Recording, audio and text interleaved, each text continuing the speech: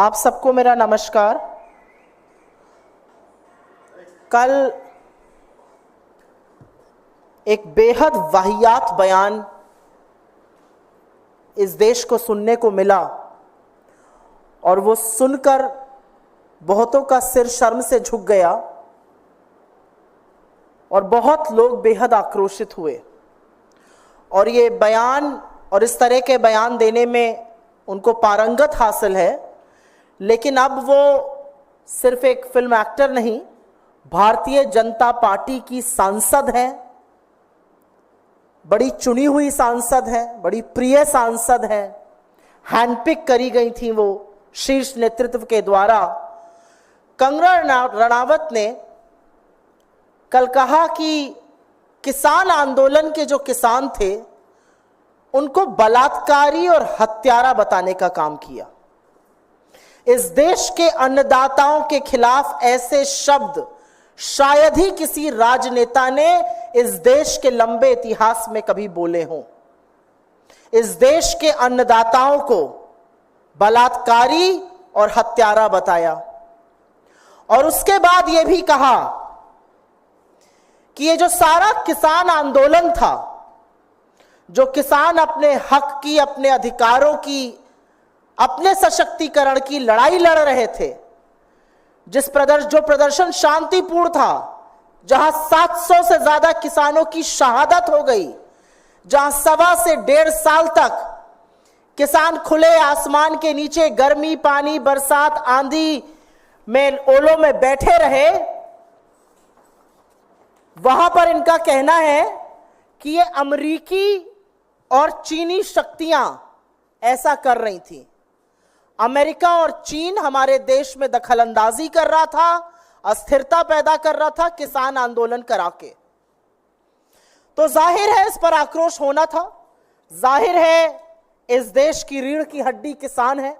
जाहिर है कि जो किसान धरती का कलेजा फाड़कर अन्न उगाता है, उसको चिंता नहीं कि गर्मी हो, आंधी हो, पानी हो, बरसात हो, ओले हो, वो अन्न उगाता है, हमारा पेट पालता है। उस किसान को अगर बलात्कारी और हत्यारा कहा जाएगा तो आक्रोश होगा। और एक बात यह भी सच है कि किसान चाहे पंजाब का हो, चाहे हरियाणा का हो, चाहे उत्तर प्रदेश का हो, चाहे कर्नाटका का हो, यह असम्मान तो कोई नहीं सहेगा। तो आक्रोश बहुत हुआ और सवाल हुआ बीजेपी से कि क्या ये आपकी सांसद कह रही हैं या ये आपका आधिकारिक स्टैंड है? क्या आप भी आंदोलन करने वाले किसानों को, हक के लिए लड़ने वाले किसानों को हत्यारा और बलात्कारी बताते हैं? क्या ये आपकी सरकार का मत है? क्या ये आपका मत है? अपना स्टैंड क्लियर कीजिए। तो आज एक रेयर मूव में, क्योंकि हरियाणा का चुनाव भी पास में है और आगामी हार तो ऐसी है कि चुनाव टालने की मांग हो रही है। पता है कि 240 पर लाकर देश के मजदूर और किसानों ने सबक सिखाया है, अभी हरियाणा बिस्तर बोरिया बंधवाने वाला है।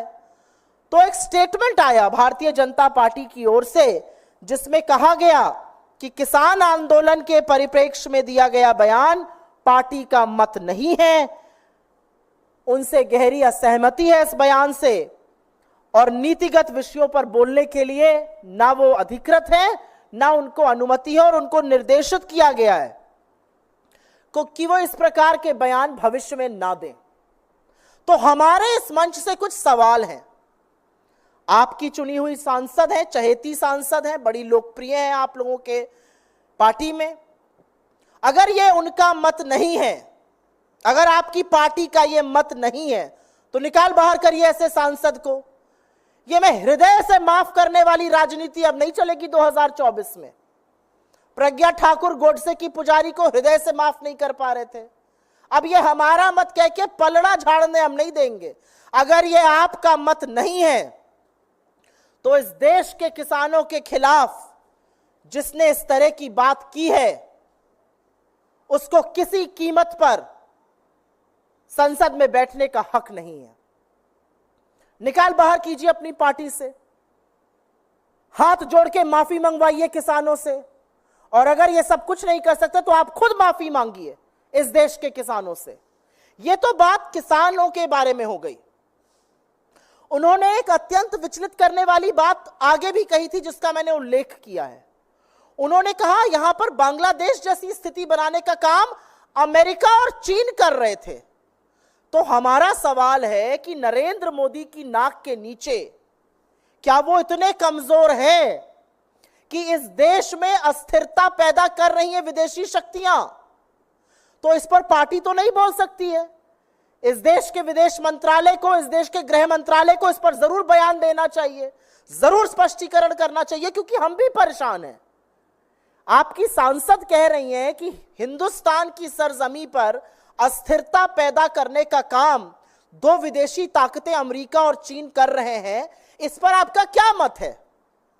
क्या यह सच है? अगर सच है तो आपने क्या कदम उठाए हैं?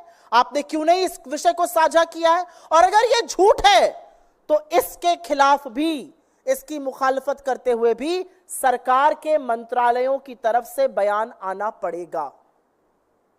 यह हल्के में नहीं ली जा सकती है बात। सत्तारूढ़ दल की एक सांसद कह रही है कि अमेरिका और चीन भारत में परिस्थितियां बिगाड़ने की, अशांति पैदा करने की, अस्थिरता पैदा करने की साजिश कर रहे थे। इसका जवाब कौन देगा?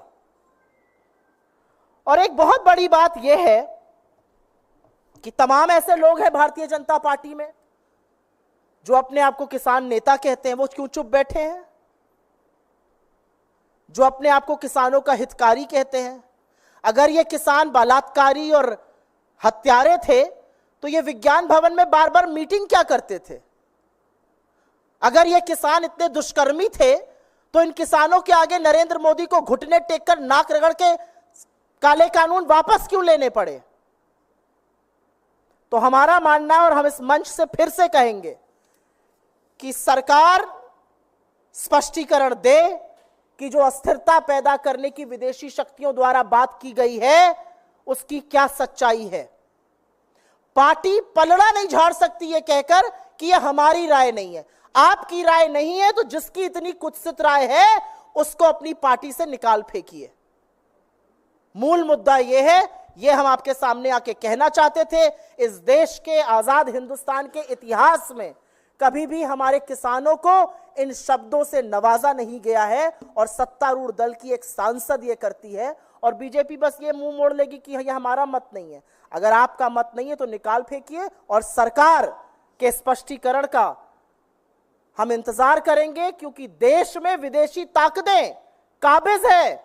नरेंद्र मोदी की सरकार इतनी कमजोर है और यह सब हो रहा है, उसका भी सत्य सामने आना चाहिए।